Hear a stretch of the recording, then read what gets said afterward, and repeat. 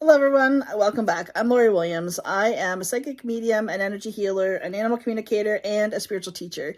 And today I want to talk to you about how to feel your heavy emotions. So this may be, like the really heavy emotions, like the shame, the guilt, the fears.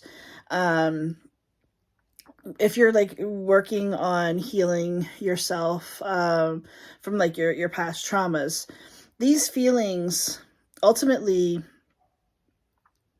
yeah, they feel heavy, but they feel heavier because we've suppressed them.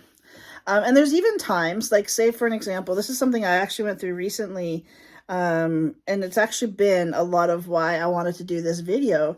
Is, as we're going through things, like I was going through some grief recently, and as I was going through that, I found it a lot different to process. Very different to process. I mean, I'm used to doing trauma healing all day long. I work with people to do trauma healing on that, like to teach them how to do trauma healing for themselves. And I've been doing it on myself for like 9 years now. So I am not new to trauma healing and feeling those emotions by any means. But going through it, in that time, I found was very different. It wasn't harder, it wasn't easier, it was just different, right? So I want to explore both of those avenues in this video today, because it's not just like, oh, well, I was upset over that situation, and did I really have any reason to be upset about it? No, but I was. So, I validate my feelings and you move on. And I'm not trying to make light of it, but that's a situation. That's just an example of a situation of something that would be quite easy to move through. Not everything is easy to move through, right? Like just feeling those feelings, sometimes it sucks. And I tell my clients, and I even tell myself this, is I have to get comfortable with feeling the uncomfortableness of sitting with those emotions. Because the truth of what makes it feel so heavy is the belief that it is heavy or that it's bad, So we see that anger, oh yeah, you can't feel anger, like you got to get yourself like over it. Anger, fear, sadness, it's like society expects us to just be happy 24/7 and have no other emotion other than happiness and joy and kindness. And it's like anything else is just hide it. Essentially, like that's the what society expects of us. And that's just not even remotely plausible. That's not going to happen. Absolutely not going to happen. We as human beings have over 600 different emotions. If we were not meant to experience them, why would we have them? First and foremost, the things like anger, the things like fear, honestly, I look at all of those as just telling me what's not in alignment with me. It really is just as simple as that. But the big change as I was going through grief recently was the fact, and this was the huge realization that I had, is that I was deciding what felt heavy.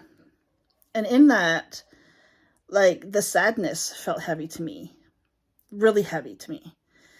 And it was like I was so uncomfortable feeling sad. And I was like, just in that moment, once I realized I was very uncomfortable, I actually forced myself to sit with this sadness even more, to find the good in it, to find the good in the sadness. And the sadness, the good in the sadness, was the fact that I got to have a relationship with this person that maybe under normal circumstances I wouldn't have. I got to experience something that was just very personal for her and I.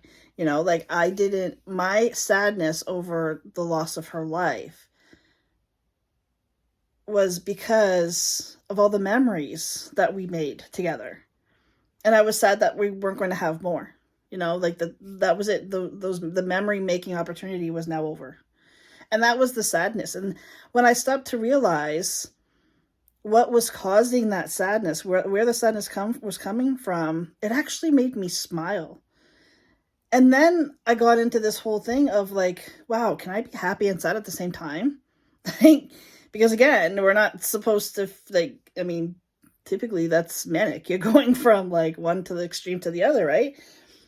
And I just let it all be. And it ceased to have any power over me when I stopped looking at it as being heavy. And I started looking for the positives of what it was teaching me. Why was it there? You know? And not every situation is going to be like that. And I fully understand and acknowledge the fact that, sometimes emotions are just going to be heavy and the sadness is going to be real because, something was lost or something was taken away from you or whatever. And you can never get it back. I definitely acknowledge that it's not always going to be easy. But I learned a long time ago to not rate or to not distinguish my emotions as good or bad. I don't have bad emotions. I just have emotions. And they're telling me, like I said, they're either telling me that I'm aligned with something or they're telling me that I'm not aligned with something. And either is just as important. Like one is just as important as the other. So if you're struggling to get through your emotions or to be able to sit with your emotions, first and foremost, stop labeling them as feeling bad. They just are. They're not good or bad. They just are. They're just teachers. They're there to teach you about what's good in your life or what's not good in your life, what's serving you, what's not serving you, what you're in alignment with, what you're not in alignment with. Look at it however you want. But it's just a teacher for you. That's it. That lesson, that emotion is a teacher for you. And once that lesson is learned or that lesson is acknowledged, it becomes so much easier to be able to move through it. And I don't encourage you rushing through, like, feeling your emotions at all. I don't encourage that at all because that's just, a different way of suppressing the emotions. And I mean, we all do that enough, right? We're trying to change those habits and not suppressing and allowing ourselves to feel and release it. Releasing the complete opposite of suppressing. So when you're in the moments of feeling those heavy feelings and feeling uncomfortable and feeling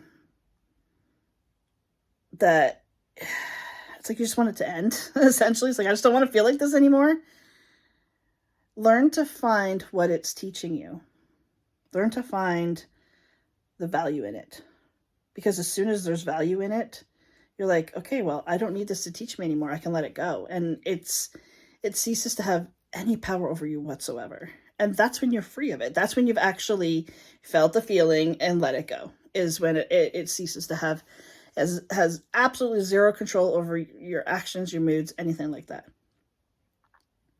Emotions, and I'm still learning this myself, but emotions should not be feared.